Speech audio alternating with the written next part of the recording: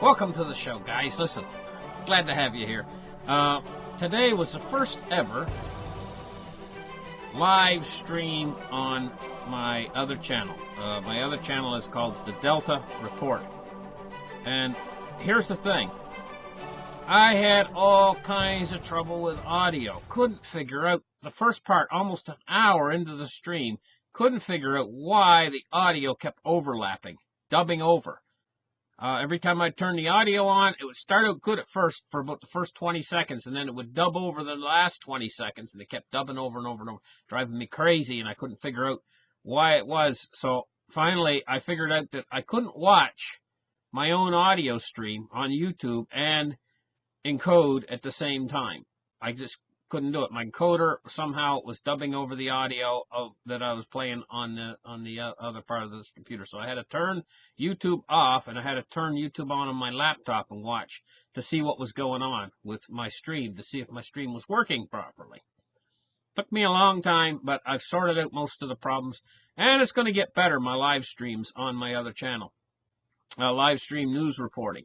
I'm going to try to get my live streams out around supper time for the people in America and Canada, so that they can watch it at supper time when they're having their dinner. They can watch the top stories that are going on in the world with my own twist to them. I tell you what I think of a lot of these things, you know, that's going on. Like, I just can't help getting my 2 cents in. Anyway, what I'm going to talk about here, there's a problem coming up. The way I see it is the bankers are going to have a problem very soon with cryptocurrencies. A huge problem. And they're not going to go down without a fight.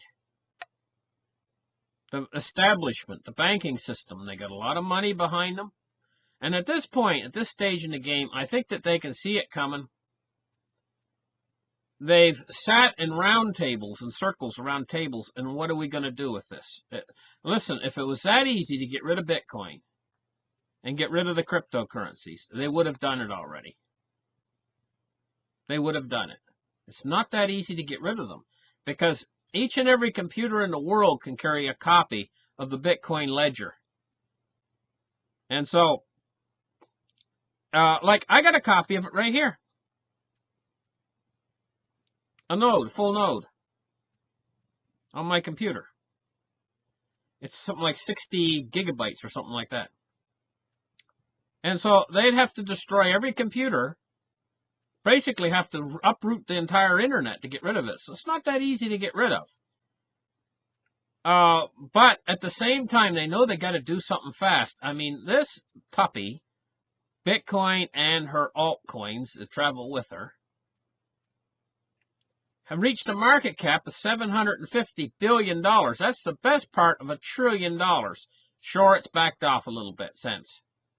But Bitcoin only ever backs off so that it can gain more speed later and gain more steam.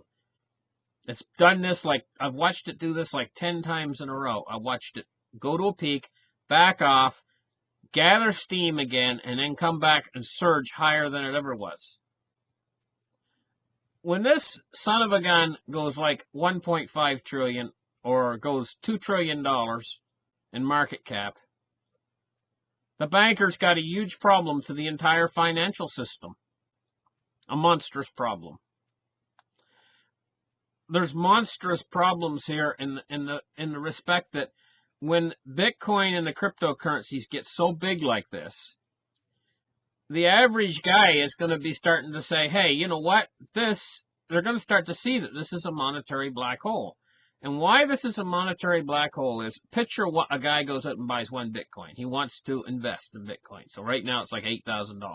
Goes out and buys 1 Bitcoin. What happens to that money? That money he paid $8,000 for the Bitcoin does not disappear. It goes right through the Bitcoin and into the guy's pocket. It still exists. The $8,000. It just changes hands from the guy who purchased the Bitcoin to the guy who now has it in his wallet. Now, the guy that purchased it, oftentimes what he will do is he'll take the money out of the bank, and that money has actually been sitting in the bank for maybe quite a long time, and he is investing in the Bitcoin. He did not go and buy that Bitcoin as an investment to take it out and just dump it and get rid of it. And they're not really extremely easy to dump. This actually works to Bitcoin's advantage, the fact that you can't spend them everywhere. Now picture if you could spend Bitcoin everywhere, the guy might be driving home and he might say, hey, you know what? My wife needs a new dress or whatever, and he might stop in at Walmart's or some store and buy his wife that new dress out of the Bitcoin he just purchased, saying, oh, I'll just spend a little bit. I'll spend $50 of the 8,000, right? He might do that, but he can't because Walmart don't take them. But he wouldn't want to do that anyway. You know what he's going to do with that Bitcoin. He's going to HODL it. That's why he bought it, was to HODL it. And there's another factor involved. Bitcoin, because of its very limited supply and the way it takes work to get Bitcoins, it imitates gold. It really does. It's an electronic version of gold. It's like gold. Gold is a deflationary currency. Silver is a deflationary currency. Now, this is where an awful lot of guys get confused. They think that Bitcoin is a fiat currency. There's no fiat to Bitcoin. There's nobody saying, we hereby say that Bitcoin has its value because we say so. That's what fiat is. It's because we say so, by decree. There's no decree on Bitcoin. If Bitcoin wasn't rare and simulate gold, it wouldn't be worth anything. Because there is no fiat decree for it. There's no government official saying you must take Bitcoin. Bitcoin is worth what Bitcoin is worth because you have to work hard to get a Bitcoin. It requires work. Just like real gold, you have to go out there and use mining equipment, dig in the ground, and find little pieces of gold and put them together. What they do is they find little flecks of gold. They take those little flecks and they put them in a bottle. An awful lot of miners do. This is the way, not the big miners, but the smaller time miners. Put it in a bottle, and that's called gold dust. And they wait until the bottle gets full of gold, and then they take it in and weigh it. They do it that way, believe it or not. Anyway, but it takes work. It's the same way with mining. The guy goes and checks his miners every day, and his miners make a tiny, tiny little fraction of Bitcoin. And he puts it away in a wallet, and he stores it until he gets a whole coin. Bitcoin is very limited in supply, and this is why Bitcoin is going up in value, because it's so limited. Now, that guy, getting back to that guy who bought the Bitcoin, right? Purchased the Bitcoin. That money that he paid for the Bitcoin goes right through the Bitcoin and into the guy's wallet that just sold him the Bitcoin. The guy that bought the Bitcoin, he's not going to spend any of his Bitcoin. He's going to put it away. So that's disappearing. That Bitcoin is disappearing from the marketplace, basically. Probably bought it from the miners. The miners' supply is going down every year, what they get. It's getting harder and harder for them to make coin. Believe me, I used to mine. I know how hard it's getting now. I got a few mining machines, and I just got them sitting idle because it takes more electricity than it's worth to run them. They're older machines. It takes more electricity than it's worth to run them, so I just leave them sit. Because the electricity would cost more than the Bitcoin that I would get out of them. So here's the conundrum, is that it costs a lot to mine a Bitcoin. It's a lot of work. And so the guy that gets the Bitcoin, he's going to store it away just like he would real gold. They're both deflationary. What I mean by deflationary is, I mean the value continues to rise on real gold, and the value continues to rise on Bitcoin. The same way as gold and silver. They're all are deflationary. In fact, most of the cryptocurrencies are deflationary. And so when you buy, see, Litecoin simulates silver and Bitcoin simulates gold. And when you buy them and you store them away, the value continues to go up. Next year, they'll probably more than likely be worth more than they cost you this year. Quite a little bit more. Now, if you look at the track record of Bitcoin, it's went all the way from 5 cents all the way up to right now, like it was 20,000, but right now $8,000 or $9,000. That's a pretty darn good track record. It's better track record than gold even. Gold's got a good track record too. Don't get me wrong. Gold and silver's got a great track record too, and it's gonna in the future it's gonna be a great track record. But what? Now let's take a look at the real fiat currencies like the dollar. What's its track record? Pitiful. Absolutely pitiful. So now this guy, he gets the $8,000 for the Bitcoin, and it's in his pocket right now. He can spend that anywhere he wants. So the likelihood of him spending that is astronomically greater than the guy who got the Bitcoin. The guy who got the Bitcoin, his chances of actually spending that Bitcoin is rather slim. Let's face it, the odds are rather slim because he didn't buy it. He bought it as an investment. He hauled the money out of his bank account and he purchased the Bitcoin. Now, the guy who got the money, he just sold the Bitcoin. He might be needing to pay his electrical bill or whatever. He might spend half of that money just on the way home. And there's a good chance of that. So that money now is going to make its way back into the system. It's just been loosened up. Because the guy that just got it out of the bank, it was sitting there, and that money's velocity was 0 when it was in the bank. Now all of a sudden he gave it to that other guy, and that other guy just went out and he bought a taxi cab ride home with it. He paid his electrical bill. He stopped in Walmart, bought his wife the new dress. He did a lot of stuff with it, and now the velocity of that money has suddenly went up. Poof! Right? This is what Bitcoin's doing. It's actually, that is going to lower the value of the dollar because the velocity of that money just went up. Velocity of money equals inflation. Inflation equals your dollar being worth less even. So this is actually increasing. Bitcoin is actually increasing the speed of the dollar's demise.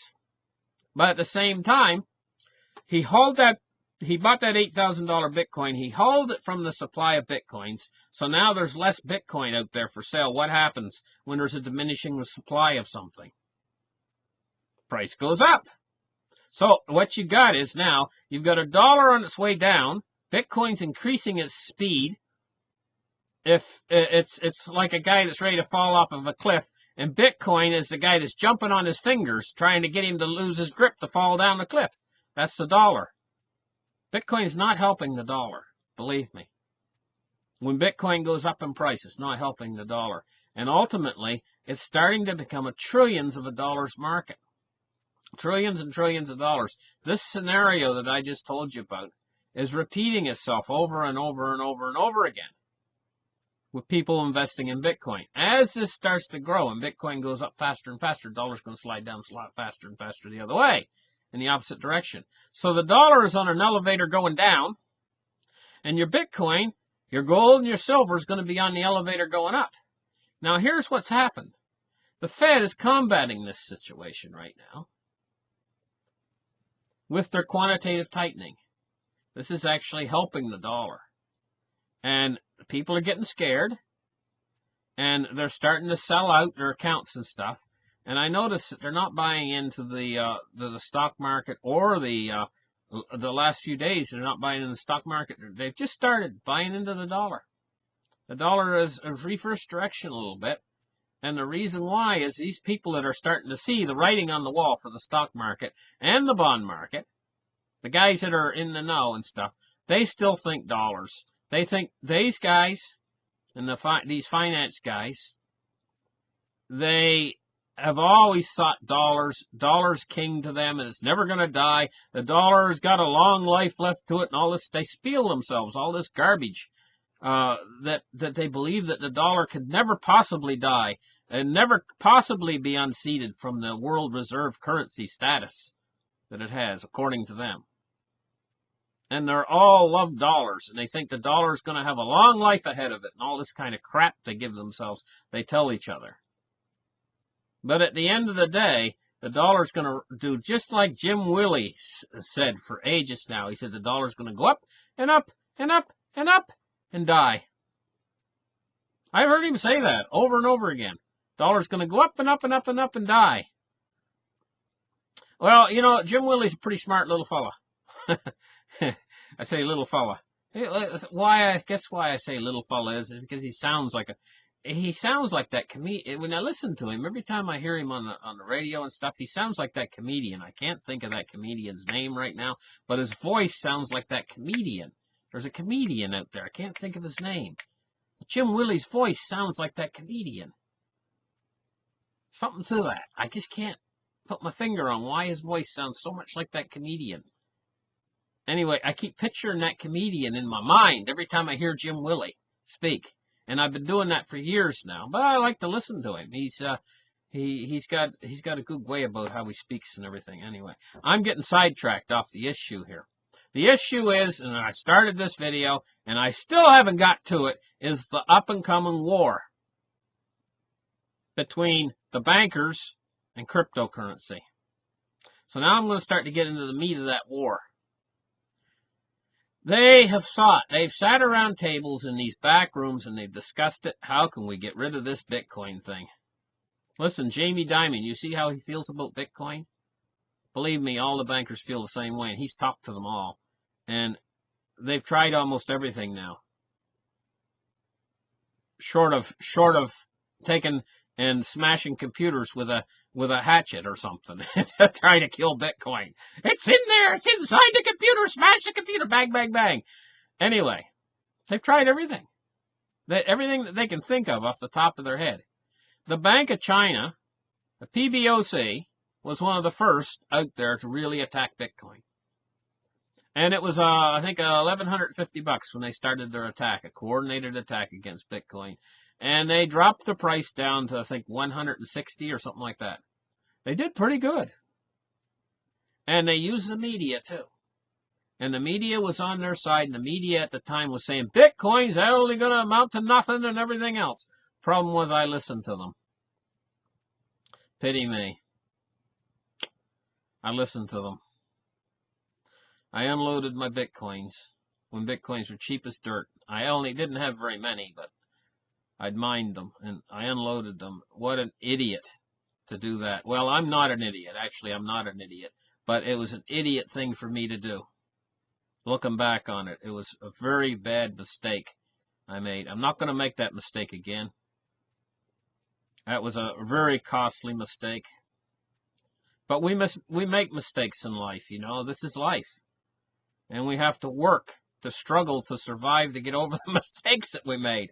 I mean, you know, that's the way it is. Oftentimes, there's guys that are divorced and they shake their head and they just like right now with me, I made that big mistake, you know, and they think to themselves, oh, that was some awful mistake I made. And now they get free after they're divorced, you know, say, oh, that was some mistake. But she says the same thing. Boy, he was a turd. She says after she gets her divorce finalized. Oh, man, all he would do is sit on that couch and drink beer all day, you know. Anyway, the war. Back to the war. The war they're going to take, and the tactic they're going to take is they're going to try to compete with Bitcoin with their own coin. And they're going to try to use the media to push their own coin. And they're going to try to make Bitcoin seem like it's only for terrorists and stuff like that, and money launderers and stuff like that. They're going to demonize Bitcoin, right? And they're going to promote their own coin. And one of the ways they're going to promote their own coin is they're going to say you can use it anywhere. And it's legal and above board. And you can use it anywhere, and it's so easy to use. They're going to show you how easy it is to use. And Walmart will take it. Popeye's Chicken will take it. Jack in the Box will take it. Any place you go will take it. Easy to use, and the value will be going up on them. When they first release them, the value will go up. And so the first people to invest in them is probably going to double their money. That's a big incentive too, right? To get in there early and be an early adopter into the government coin. And you'll be able to spend them anywhere, and by the full face of the United States government, new Fed coin or whatever in the heck they want to call it. I don't know what they're going to call it. But this is how they're going to fight Bitcoin. Now, there's a problem, though. These coins are going to be traded, too. Just like all currencies on Earth today, I don't know of a currency that's not traded on the market. that you can't trade. If you can't trade it, it's not a currency. It's like our currency up here in Canada, Canadian dollar. It's traded openly on the markets of the world, up against everything else. Well, Bitcoin's still going to be there. That's proven they can't get rid of Bitcoin and the other alt currencies. They're going to still be there. And in this war, they might diminish the price because Bitcoin's use might fall off quite a little bit because everybody's using FedCoin for a little while. But what's going to happen is FedCoin really is going to be a fiat currency. It's not going to run the same way that Bitcoin runs. It's going to be controlled. And ultimately, it's going to go on exchanges and stuff, and it's going to go head-to-head against the other currencies of the earth.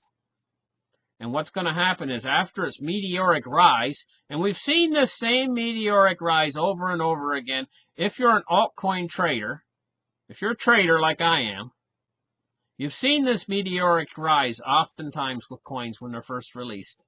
Everybody wants some, and they rise up. What happens after? You see the drop-off. So the same thing's going to happen with these Fed coins. You're going to get this big rise in price, and then it's going to start sliding. And then it's going to go up to trade against the king. When I say the king, I'm talking about Bitcoin. Bitcoin's always been the king.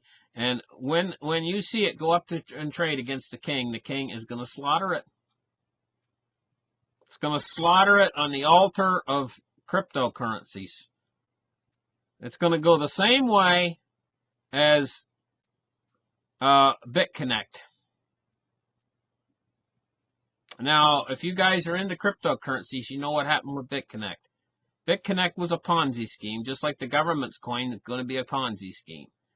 And what happens is they have a meteoric rise, then a drop-off, and then they go head-to-head against Bitcoin, the real king.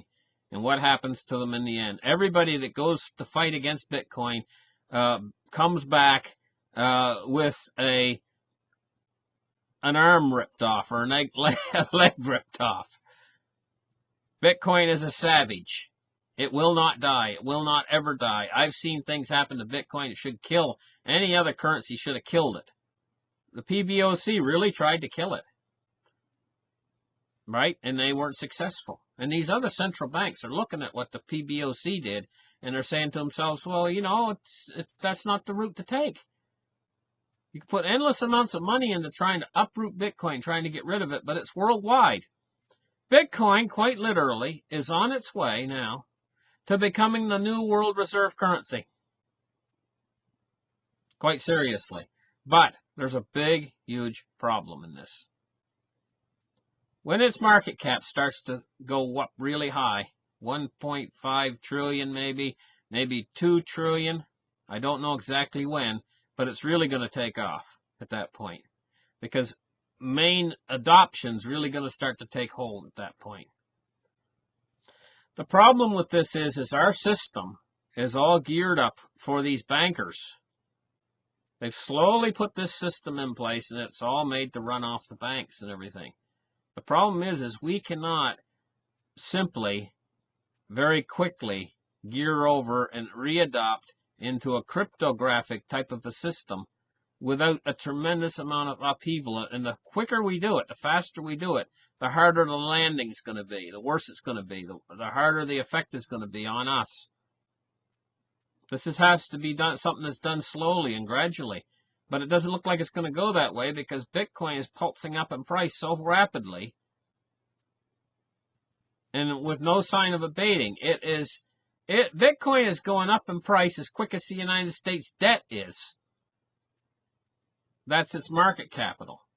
I've watched this thing for many a year, and I've seen how the market capital just keeps climbing and climbing. There's no reason to think that it's going to stop. Sure, it has pulses. It went up to 750 billion. And now it's dropped back to about 400 billion. But you know what it's doing? It's just waiting to pounce again. I got to the point now where I don't think anything's going to kill this thing. I think this thing's going to kill the financial system. I have a number of theories about Bitcoin as well. Where it come from? I have theories about where it come from. Maybe I'll get into that into a different article. I also have theories about what they tried to do with it originally to begin with. I believe that Bitcoin was actually a beta test for a later coin that they were going to bring out later that was going to be better. Hashgraph. I believe that Bitcoin was the beta test, and what happened is once they released the beta test, they couldn't get it back in the box again. It was like releasing a wildcat. You know, they got the box of the wildcat and he's going in the box, right? The guy says, okay, open up the door and let the cat out. But you got to put him back in when you're done. Okay. He cracks the door open. The cat goes, flies all into the air. There's fur flying all over the place, spit and claws. And one guy gets scratched on the neck a few times and everything. And the cat goes flying off behind a tree. Guy says, okay. He says, settle down. How many scratches did you get on you? Oh, 50 scratches. Oh my goodness. I got 40 scratches on me, and a couple bites. But listen, I'll tell you what. We got to put that cat back in the box. That's Bitcoin. Good luck, buddy. Good luck getting that cat back in the box now that it's out. And this is the bankers' perplexing problem. They haven't been able to put Bitcoin back in the box, and I don't think they're going to. I think it's going to win in the end. It's going to destroy. Now, I'm going to tell you why I think it's going to destroy the world's financial system. Carry the Bitcoins ordinarily, they carry the decimal point out to where Bitcoins are worth 99 million Satashis. But they don't have to stop there. They can carry the decimal point out further. They could double, triple the decimal point. They could carry it out that much further. This means that one Bitcoin can separate into enough pieces, one Bitcoin, where it can become the value of the entire world. Everything. It can suck up the value of everything in the world, and we could actually just work with one Bitcoin.